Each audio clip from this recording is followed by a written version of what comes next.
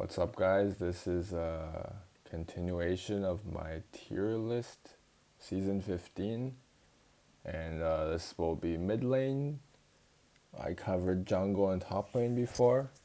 So, for mid lane, for a hero to be good, I think basically the only thing you really care about is being able to clear the wave first.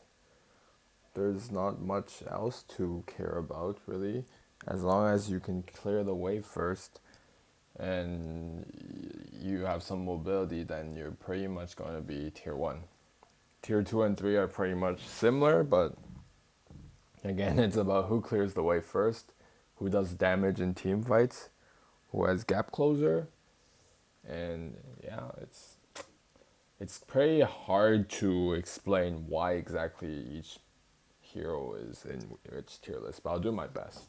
So tier 1, again, this hero, as explained in jungle video, can make vision, assassinate, doesn't really have issues in lane, has some problems clearing early game, but his ganks are insane, his team fight potential is insane, he's very hard to catch, has a silence, so, and of course his lore is anti-mage, so yeah, what do you expect? He's anti-mage, tier 1.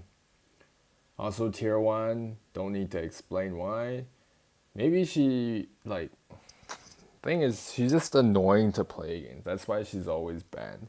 You know, she might not even be tier 1, but we'll never know. She's just so annoying to play against, so she'll always be banned. This hero is also tier 1 because she clears the wave at level 1. So there's not much to say, right? It's just she gets the lane priority, she bullies everyone, and as a mid, she probably will get blue buff, so yeah, it's hard to deal with her. So these three are the absolute tier 1s at the moment. And then I would say in the tier 1.5, slightly below them, but I would not say they're worse, they're just slightly below, would be this hero. This hero is very long range, and he's basically, if you play him perfectly, no one can catch you. And he does insane AoE damage. And even if he doesn't kill people, the thing is, if enemies push high ground, he hits a squishy for 50% of their health, 40, 30 to 60. Then that squishy can't join that fight anymore. So it's just he has too much potential to stall the game and too much potential to snowball when he does damage. So if you don't know, his passive gives him bonus AP. So yeah, it's just the only problem with him is you have to aim your arrows, which is kind of hard. But yeah, it's just that takes games to learn. So yeah. And then there's what else is tier? So this guy is also tier 1.5, and the reason for that is because he can clear the wave first, and he has that hard control, right? So he's kind of boring and easy to play, but he perfectly suits ranked. So he clears the wave first, then he controls a key target like the enemy ADC. So it's exactly what you would want in a mid, and he does a decent amount of damage. Other people in tier 1.5, this hero, so he got a bit nerfed, right? So now it's getting hard. This hero is a 1.5 as well. He got reworked, and he actually does an incredible amount of burst at level 1 and 2.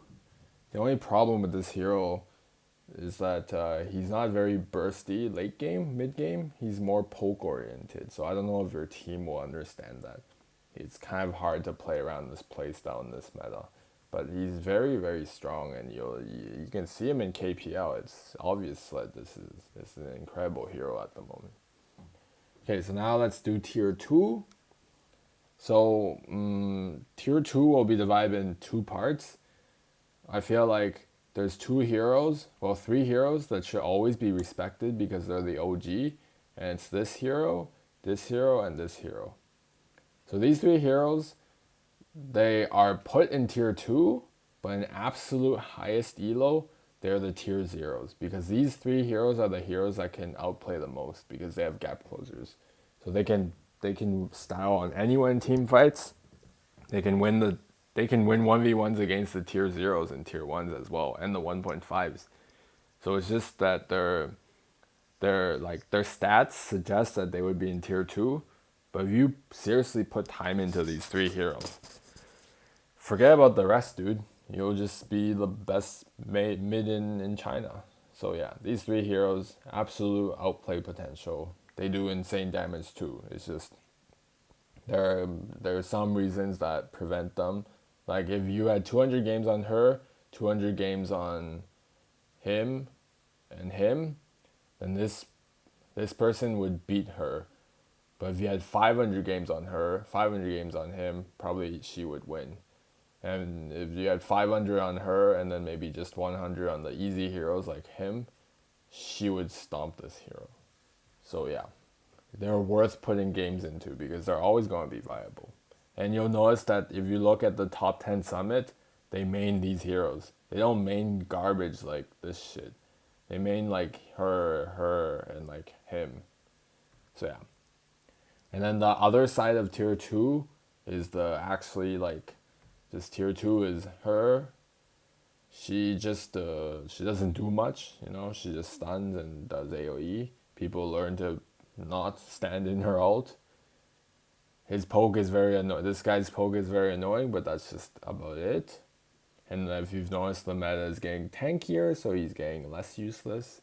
Tankier as in bruisers are getting tankier, and there's less one-shot heroes like Mulan. And who else? Tier 2.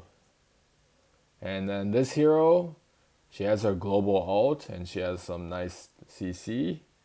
This hero, because of the same reason, and she has very good wave clear, even late game. She can clear across the map. This hero got buffed and is pretty decent now, so also tier 2. And then this hero would be a 2.5, but I'll just put her in 2 because in some cases, well, she's still pretty good. She can push very well. It's just in team fights, she's somewhat lacking of damage, so she should be a 3, but I'll put her in 2 because whatever. It doesn't matter. You'll see that there's so many mages to play that it's whatever. This guy's also tier 2. He has very good poke. The only issue with him is he's not really suited for securing rank games because he doesn't have a great early game, but he can stall ranked games to late game. So if you feel like your games are lasting very long, then this is a safe pick because you'll just stall the game to late game and then he dominates everyone, right? And then I feel like tier 3 it's kind of, and this guy's a tier 2 now mid. It seems like a troll pick, but his CD's got buffed and he has that passive. So the higher elo you go, the greater this pick is because this bonus XP to allies, they're going to capitalize on this level advantage and your silence are going to absolutely destroy the enemy silent. When I play and at high elo, I love to see this hero because the bonus XP, I know I'm going to hit 4 in lane first. I know I'm going to hit 5 first. If I roam, it's just GG, man. But I know in low elo people hate him because it's like a troll pick, right? But trust me, this guy is pretty good at the moment. I'll put him tier 2, maybe 3. So yeah, for the tier 3s, oh yeah, shit, I forgot this hero. This is a tier 2 as well. You see, I'm putting so many heroes in tier 2 because they're all kind of the same, right? It's just, this hero is kind of boring to play, but she's still absolutely great. And I would put this guy maybe in tier 2 as well because he counters ADC very well, and he does very good in sustained fights.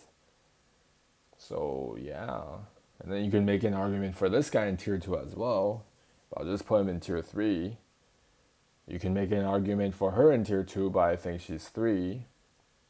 She's 3 as well, but she counters those like the funnel comps, pig comps. She can wombo combo. She has very good AoE, so she could be 1 in some scenarios, and I've seen her work very well sometimes. So it's like a 2 to 3. This is a 3.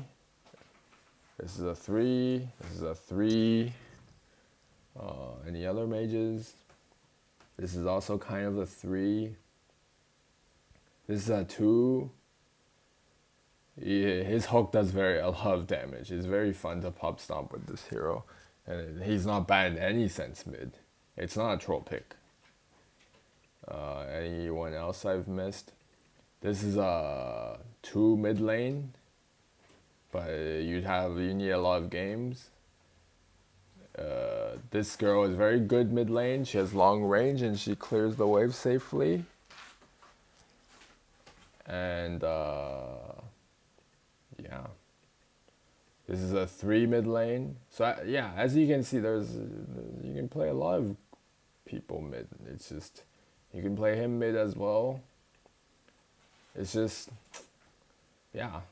TLDR, play this hero, these 4, this hero, and this hero. Those are like the clearly better. And the rest are just, if you like them, just play them. Don't let people stop you. They're good in their own way. Anyways, hope you guys enjoy this video, and I'll see you guys next time.